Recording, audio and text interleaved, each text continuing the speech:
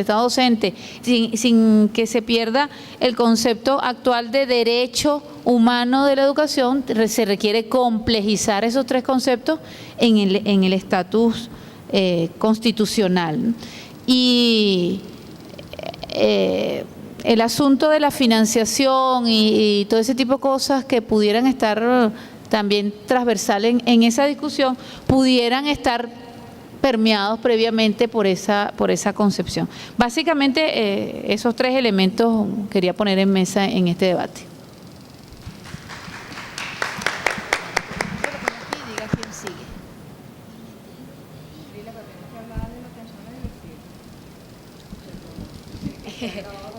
Evidentemente, claro, pero como había tocado ese tema en el foro anterior, la atención a la diversidad, insisto, y creo que tiene que ver con lo mismo, del asunto de la complejización de algunos conceptos de la Constitución.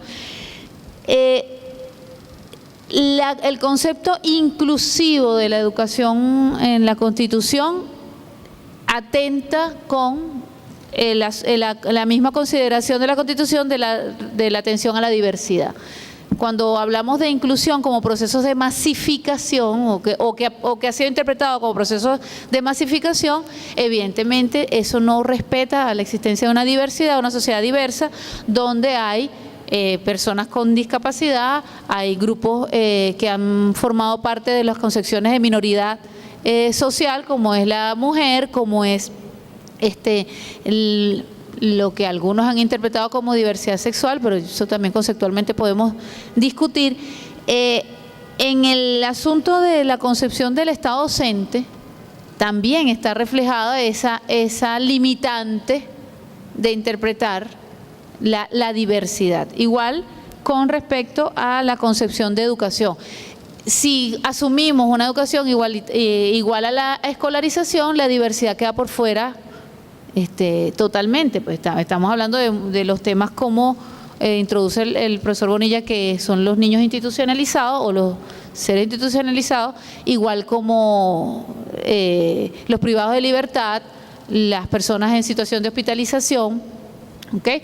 Que el entorno escolar, tal cual como está concebido en nuestra sociedad, no es la salida para garantizar el derecho a la educación de estos individuos. Y la concepción de escuela, tal como está en este momento, también genera una dispersión de la atención de la diversidad, donde hay escuelas paralelas, escuelas distintas, donde no se permite la diversidad realmente. Hay conceptos que lograron entrar muy coleados con respecto a la diversidad en la Constitución, pero precisamente por entrar coleados están traídos por los cabellos, como el respeto de la lengua de señas como medio de comunicación de algunos de las personas consideradas diversas hasta ahora, pero eso dejó por fuera otras cosas. Pues eso, el entrar coleado implica entró algo, pero cerraste la puerta antes de que entrara otras cosas, como por ejemplo los sistemas de comunicación alternativos para las personas ciegas. Entonces, hay primacía de uno y disminución de otro, y está permitiendo en este momento que entren colados algunas cosas como creación de leyes para que haya protagonismo de asambleas que se formaron ilegítimamente de alguna manera y crean leyes como para el autismo, que no ha tenido ninguna incidencia social real, porque simple y llanamente fue unos bombos y platillos para hacer creer que se está trabajando en ese contexto. Básicamente eso. Gracias, Mariela. Samuel.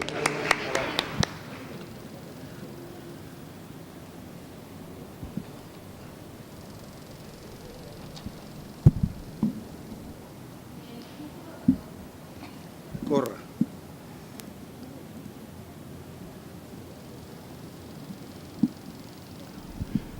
Buenas tardes. Sí.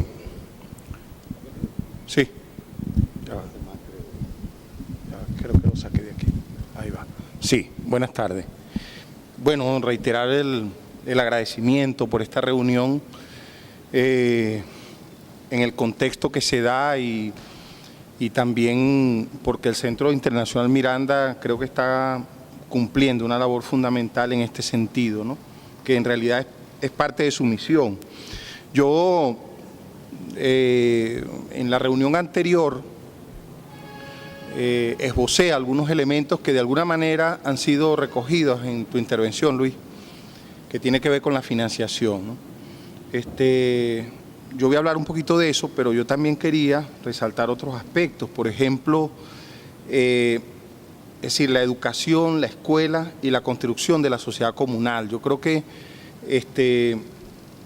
esta oportunidad que nos plantea la Constituyente de 2017, precisamente el objetivo número 5, habla de, aquí lo tengo creo, sí, habla del impulso de nuevas formas de la democracia participativa y protagónica y de la democracia directa. Y ciertamente en esta primera fase, como bien decía Luis, que también lo habíamos recordado en la reunión previa, hablábamos de la fotografía del 1999, nos corresponde casi 20 años después, 18 concretamente, ver en dónde estamos, pero obviamente en unas circunstancias, yo diría, de resistencia. Si entonces estábamos resistiendo a la primera, vamos a decir, o la primera o la segunda generación del neoliberalismo, porque yo ubicaría la primera generación, la de Pinochet, con Boris Yeltsin y la teoría del shock. Hay una segunda que viene a ser ya las agendas neoliberales implantadas como receta generalizada a los países, es decir, Fondo Monetario Internacional, Banco Interamericano de Desarrollo, Banco Mundial y los famosos o los llamados programas de ajuste.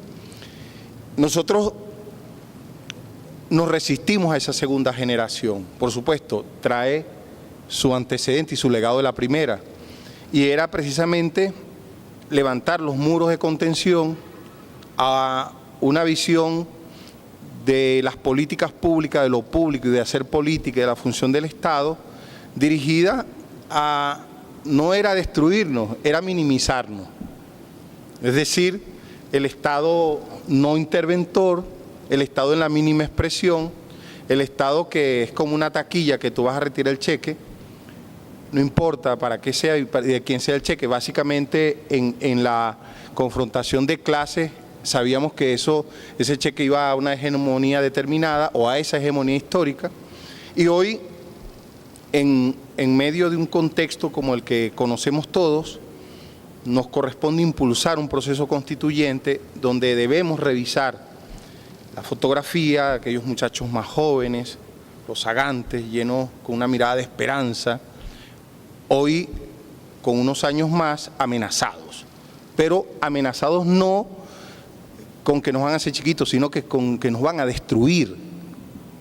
Es decir, por tanto, este proceso constituyente adquiere un papel, vamos a decir así, casi de sobrevivencia, no solamente de la revolución bolivariana, sino de los que hacemos la revolución bolivariana, es decir, de los revolucionarios y revolucionarias que estamos aquí comprometidos con que la revolución bolivariana sea perdurable, pero mejor, en otras condiciones, en una mayor calidad. Entonces, obviamente, que esa primera generación, vamos a decir, que da de políticas públicas provenientes de la Constituyente del 99, dirigido a la inclusión, primero a resistir, pero además democratizar, incluir. Hoy, ya yo diría hace años, viene, digamos, haciendo agua en muchos aspectos, porque también nosotros no nos estamos confrontando digamos, al Silbón, ¿no? Que uno creía que venía, y Chávez hablaba mucho de eso, entonces en la oscuridad y tal. No, aquí el enemigo es concreto, es real, tiene mucho poder, tiene muchas políticas. Entonces, fíjense, ese objetivo estratégico de la Constituyente también se levanta como es una propuesta formidable para reconfigurar varios aspectos en lo político, una nueva forma de hacer política de proximidad con actores sociales, actores comunitarios, actores populares, más allá de la mediatización de la política real, de la cotidianidad. También, ya lo mencionó el profesor Omar Hurtado, esa es la ventaja de intervenir después de esta gente que sabe mucho, Omar y Luis, el tema del territorio. Yo en la otra intervención, en la anterior conversatorio había apuntado algunos asuntos respecto a al tema ese del impulso de las nuevas formas de democracia participativa y del impulso de la sociedad comunal, es decir, tiene que ser una constituyente comunal. Y uno de los asuntos donde chocamos de frente es en los capítulos 2 y 4 de los poderes públicos estatales y municipales. Es decir, esto no es cualquier cosa, porque si bien es cierto que tenemos ese enemigo formidable que hemos mencionado, estamos hablando de los caciques territoriales, los caciques municipales, los caciques parroquiales, que, un ejemplo, sí, pero fíjense algo, ve, yo vivo aquí en la parroquia de San Agustín, y ¿cómo es que lo llaman? El Estado Mayor del CLAP, comandado por 5 vecinos de aquí, decide que los CLAP no van a determinado sector porque allí teóricamente no hay chavista. Claro, ella no sabe que ella está haciendo de la política un perfecto homenaje a la política de los adecos. Incluso ni quiere los adecos, una perversión terrible. Entonces, claro, uno habla con esta señora, me llamó por teléfono y yo le explico que esa es una política pública, que esa política, que los escuálidos también comen, y nosotros, por supuesto, que vivimos en el sector condenado por el Estado Mayor de los CLA, de la parroquia San Agustín.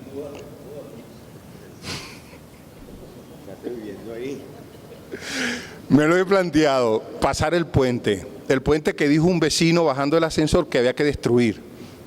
En serio, lo escuché esta mañana. Hay que destruir el puente ese que une San Agustín del Sur con este. Entonces, bueno, obviamente que plantearse una constituyente comunal no es nada más una cuestión filosófica, es una cuestión de la política real. Implica revisar una constitución y en ella unos poderes fácticos que han mutado a atender que el poder es un acto natural de ellos, suyo de ellos.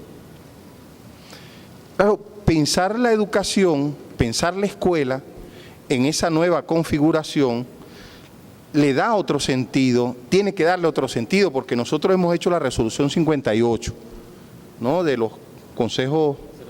Exacto. Pero también, escuchando a Luis, ya lo tenía aquí apuntado, hay una circular sobre los circuitos educativos. En los circuitos educativos a mí me parece una idea interesante, porque más o menos te va llevando a una idea chavista del punto y círculo, que es de coordinación y supervisión de centros educativos asociados al territorio, es decir, que están en esa comunidad. Entonces, a mí